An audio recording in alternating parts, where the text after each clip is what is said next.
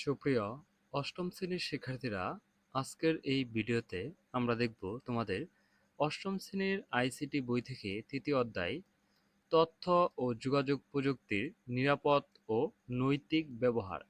এই অধ্যায়ে তোমাদের এই অধ্যায়টি আমরা বিস্তারিত আলোচনা করব এবং এই অধ্যায় শেষে তোমাদের অনুশীলনী সমাধান এবং পরীক্ষায় কমন উপযোগী প্রশ্নগুলো সহ আমরা আলোচনা করব।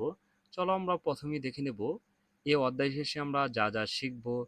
যন্ত্রপাতির নিরাপদ ব্যবহার গুরুত্ব ব্যাখ্যা করতে পারবো, তথ্য ও যোগাযোগ প্রযুক্তি ব্যবহারের নৈতিকতা ও গুরুত্ব ব্যাখ্যা করতে পারবো, দুর্নীতি নিরসনে তথ্য ও যোগাযোগ প্রযুক্তির গুরুত্ব ব্যাখ্যা করতে পারবো, পাসওয়ার্ড দিয়ে ডকুমেন্ট রক্ষা করার পদ্ধতি প্রয়োগ করতে পারবো, ঝুঁকিমুক্তভাবে তথ্য ও যোগাযোগ প্রযুক্তির যন্ত্রপাতি ব্যবহার করতে সক্ষম হব এবং তথ্য অধিকার ব্যাখ্যা করতে পারবো। প্রথমে হচ্ছে যে নিরাপত্তা বিষয়ক ধারণা কি। তোমরা তোমরা নিশ্চয়ই এতদিনে জেনে গিয়েছ যে তথ্য প্রযুক্তি আমাদের দৈনন্দিন জীবন থেকে শুরু করে এক একটা রাষ্ট্রের পরিচালনা বা নিরাপত্তার প্রত্যেকটা ক্ষেত্রেই গুরুত্বপূর্ণ ভূমিকা পালন করে। আমাদের দিনের শুরুটা হয় তথ্য প্রযুক্তি এবং দিনের শেষটা হয় সেই তথ্য প্রযুক্তি।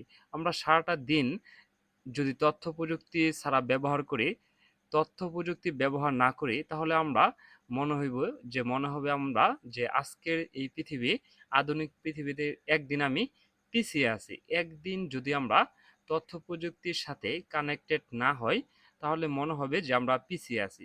এখন দেখো সব কিছুই তথ্য প্রযুক্তির আওতায় চলে আসছে।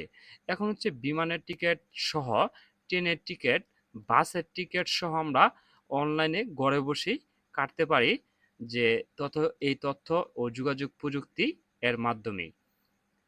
সামনে আরো আরো সহজ হবে। সামনে এই দিনগুলো আরো ডেভেলপাররা ভালোভাবে চিন্তা করতেছে যে আরো কিভাবে সহজ করা যায় তথ্য প্রযুক্তি দিয়ে। আমরা ঘরে বসে এখন কি করতে পারি, যে সুইচে কারেন্টের লাইট, ফ্যান এগুলো আমরা ঘরে না থেকেও কি করতে পারি, অফ করতে পারি সফটওয়্যার দিয়ে। আর তারপর হচ্ছে তোমাদের যে ক্ষতিকারক সফটওয়্যার। কম্পিউটার কোনো কাজ করতে হলে সেটি যে প্রোগ্রামিং এর মাধ্যমে সম্পন্ন করতে হয়। সাধারণভাবে কম্পিউটারে দুই ধরনের প্রোগ্রাম বা প্রোগ্রাম গুচ্ছ থাকে। একটি হলো সিস্টেম সফটওয়্যার, আরেকটি হচ্ছে যে অ্যাপ্লিকেশন সফটওয়্যার। এখন হচ্ছে দেখো যে সিস্টেম সফটওয়্যার হচ্ছে কম্পিউটারের হার্ডওয়্যার সমূহকে যথাযথভাবে ব্যবহারের পরিবেশ নিশ্চিত রাখে। একটি হচ্ছে সিস্টেমের সফটওয়্যার, একটি সিস্টেমেই যে সফটওয়্যারগুলো থাকে। আর অন্যদিকে হচ্ছে অ্যাপ্লিকেশন সফটওয়্যার, এটি এটি হচ্ছে বিশেষ কাজে সম্পন্ন করে। অ্যাপ্লিকেশন সফটওয়্যারটি তোমাদের যেটি প্রয়োজন হবে সেটি আমরা নামাতে পারি। ধরো অ্যাপ্লিকেশন সফটওয়্যার, যে কোনো অ্যাপ্লিকেশনগুলো আমরা ধরো মোবাইল ইউজ করলে প্লে স্টোর থেকে ডাউনলোড করতে পারি, এবং কম্পিউটার হলে আমরা মাইক্রোসফট, গুগল ক্রোম থেকে, বিভিন্ন ওয়েবসাইট থেকে আমরা ডাউনলোড করতে পারি, সেগুলো আমরা ব্যবহার করতে পারি। সেটি হচ্ছে অ্যাপ্লিকেশন। আর তারপর হচ্ছে তোমাদের যে বিষয়গুলো দেখবে যে কম্পিউটার ভাইরাস। কম্পিউটার ভাইরাস হলো এক ধরনের ক্ষতিকারক সফটওয়্যার বা মেলওয়্যার যা পুনরুৎপাদনে সক্ষম এবং একটি কম্পিউটার থেকে অন্য কম্পিউটারে সংক্রমিত হতে পারে। অনেকেই ভুলবশত ভাইরাস বলতে সব ধরনের মেলওয়্যারকে বুঝিয়ে থাকে, যদিও অন্যান্য মেলওয়্যার যেমন সাইপওয়্যার বা অ্যাডওয়্যার পুনরুত্থাপন ক্ষমতা নেই। কম্পিউটার ভাইরাস কম্পিউটার সিস্টেমকে নানা ধরনের ক্ষতি করে থাকে। ভাইরাস হচ্ছে আমাদের কম্পিউটার অপারেটিং সিস্টেম, যেমন মাইক্রোসফট এবং ওএস এবং লিনাক্স, এগুলো হচ্ছে অপারেটিং সিস্টেমগুলো নষ্ট করে দেয়। কি কি ভাইরাস, তোমরা কতগুলো ভাইরাসের নাম পড়ে নেবে। আর অনলাইনে পরিচয় ও তার নিরাপত্তা। যত দিন যাচ্ছে মানুষ তত বেশি ইন্টারনেট ব্যবহার করছে। এটি দিন দিন কি বাড়বেই, কমবে না। ইন্টারনেট শারীরিক উপস্থিতির প্রয়োজন হয় না, দূর থেকেই ব্যবহার করা যায়। এমনকি মোবাইল ফোন যেমন কণ্ঠস্বর শুনে পরিচয় সম্পর্কে নিশ্চিত হওয়া যায়, সেভাবে নিশ্চিত হওয়ার কোনো সুযোগ নেই। তবে ইন্টারনেট বা অনলাইনে বেশিরভাগ ব্যবহারকে তার একটি সদস্য সত্তা তুলে ধরেন। একটি সামাজিক যোগাযোগ সাইটে কি করে নিজের সত্তা হচ্ছে, ধরো Facebook, YouTube, Twitter, WhatsApp, LinkedIn, তারা তারা কি করে নিজস্ব একটা সত্তা তুলে ধরে। তারা একটি নিজের, যেমন আমরা যে ঘর বাড়ি বানাই, সেখানে তারা কি করে সে একটি প্রোফাইল তৈরি করে প্রোফাইলে তার যোগ্যতা কি যা কিছু আছে সব ডিটেলস দিয়ে থাকে। এটি হচ্ছে তার একটি অনলাইন সত্তা তৈরি করে। আর তারপর হচ্ছে সাইবার অপরাধ কি, এই অপরাধগুলো পড়ে নেবে। এখন আমরা তোমাদের যে অনুশীলনী সমাধানগুলো সেটি দেখব। দুর্নীতি নিরসন কি, এগুলো তোমরা পড়ে নেবে। এখন আমরা তোমাদের এই নমুনা প্রশ্নটি দেখি, যে তোমাদের এই তৃতীয় অধ্যায়ের যে নমুনা প্রশ্নটি আছে। এক, ক্ষতিকারক সফটওয়্যার, যে কোনটি ক্ষতিকারক সফটওয়্যার? একের উত্তরটি হচ্ছে খ, ট্রোজান হর্স, এটা হচ্ছে ক্ষতিকারক সফটওয়্যার। দুই হচ্ছে এথিক্যাল হ্যাকার হলো, এখানে ধরো তোমাদের black heart hacker, white heart hacker, blue heart hacker, grey heart hacker. Ethical hacker হচ্ছে তিন প্রকার। একটা হচ্ছে হোয়াইট হার্ট হ্যাকার, একটা হচ্ছে ব্ল্যাক হার্ট হ্যাকার, আরেকটি হচ্ছে blue heart hacker. White heart hacker হচ্ছে তোমাদের ভালো কাজ করে, ব্ল্যাক হ্যাকার হচ্ছে খারাপ কাজ করে, ব্লু হচ্ছে খারাপ এবং মন্দ দুই কাজই করে। এই এথিক্যাল হ্যাকার হচ্ছে আমরা মনে রাখবো যে উত্তরটি হচ্ছে খ। তারপর হচ্ছে পাসওয়ার্ড নিরাপত্তায় আমাদের, এই তিনের উত্তরটি হচ্ছে যে গহ, এখানে সবগুলোই। আর তারপর হচ্ছে 4 এবং 5 জন্য যে কয়েকটি নমুনা পাসওয়ার্ড এখানে দেওয়া আছে। পাঠ্যপুস্তকের তথ্যের আলোকে কোন পাসওয়ার্ডটি বেশি উপযোগী? এই 4 উত্তরটি হচ্ছে খ, যে তোমাদের এই 2 নাম্বারটি। এখানে কি কি আছে? ক্যাপিটাল, স্মল এবং নাম্বার সহ আছে।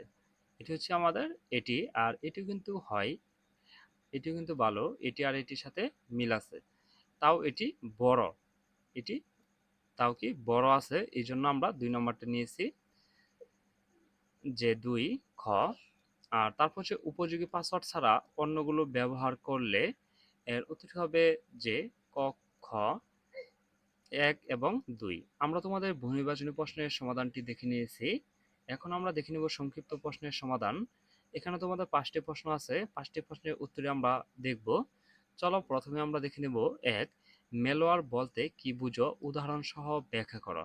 চলো আমরা এই একের উত্তরটি দেখে নেই। একের উত্তরটি হচ্ছে যে ম্যালওয়্যার হলো ম্যালিসিয়াস সফটওয়্যার বা ক্ষতিকারক সফটওয়্যার। এটি এমন একটি প্রোগ্রাম কম্পিউটার, মোবাইল বা নেটওয়ার্ক ক্ষতি করার উদ্দেশ্যে তৈরি করা হয়। ম্যালওয়্যার ব্যবহারকারীর তথ্য চুরি করতে পারে, ডিভাইস নষ্ট করতে পারে অথবা সিস্টেম স্বাভাবিক কাজ ব্যাহত করতে পারে। আর ম্যালওয়্যার সাধারণত ইন্টারনেট ক্ষতিকারক লিঙ্ক, ভাইরাস যুক্ত ফাইল, পেনড্রাইভ বা ভুয়া সফটওয়্যার মাধ্যমে ছড়ায়। এটি হচ্ছে ভাইরাস, ওয়ার্ম, ট্রোজান, স্পাইওয়্যার, এটি হচ্ছে আমাদের ম্যালওয়্যারের উদাহরণ। আমরা তোমাদের এই একের উত্তরটি দেখে নিয়েছি। এখন দেখে নেব 2, ক্যাপচা কেন ব্যবহার করা হয়। চলো আমরা দেখি এই 2 এর উত্তরটি কি। 2 এর উত্তরটি হচ্ছে ক্যাপচা কেন ব্যবহার করা হয়। ক্যাপচা হচ্ছে যে I am not a robot, এটি যে আমরা অনেকেই ব্যবহার করে টিক চিহ্ন দেই বা মানুষের চিহ্নগুলো আছে সেটিকে আমরা মিলাই। ক্যাপচা হলো এমন একটি নিরাপত্তা ব্যবস্থা যা মানুষ এবং রোবট বা সক্রিয় প্রোগ্রামের মধ্যে পার্থক্য নির্ণয় করতে ব্যবহৃত হয়। সাধারণত ওয়েবসাইটে লগইন, অ্যাকাউন্ট খোলা বা ফর্ম পূরণের সময় এটি দেখা যায়। ভুল অ্যাকাউন্ট তৈরি করা বন্ধ করা, স্ক্যাম মেসেজ পাঠানো, ওয়েবসাইটকে হ্যাকিং থেকে রক্ষা করা, সক্রিয় বাটনে আক্রমণ প্রতিরোধ করা, এটিকে বলা হয় যে ক্যাপচা কোড। আমরা তোমাদের এই 2 এর উত্তরটি দেখে নিয়েছি। এখন দেখে নেব 3, ই টেন্ডারিং কিভাবে দুর্নীতি কমাতে ভূমিকা রাখতে পারে। চলো আমরা এই 3 এর প্রশ্নটি দেখি। ই-গভর্নিং ইলেকট্রনিক শাসন ব্যবস্থা হলো যে তথ্য যোগাযোগ প্রযুক্তি ব্যবহার করে সরকারি সেবা প্রদান করার পদ্ধতি এবং সরকারি কাজে অনলাইনে সম্পন্ন করা হয়। আর এটি স্বচ্ছতা বৃদ্ধি করে, অনলাইনে তথ্য প্রকাশ থাকায় সবাই সহজে তথ্য জানতে পারে, যে অফিসে যাওয়া প্রয়োজন কম হয়, ঘুষ নেওয়ার সুযোগ কমে, দ্রুত সেবা প্রদান করে, অনলাইনে আবেদন ও সেবা পাওয়া যায়, ফলে দালালের প্রয়োজন হয় না। এই বিষয়গুলো হচ্ছে আমাদের এই 3 নং প্রশ্নের সমাধানটি দেখে নিয়েছি। এখন হচ্ছে দেখে নেব 4, কি কি কারণে হ্যাকিং করা হয়। চলো আমরা এই 4 এর উত্তরটি যে দেখি।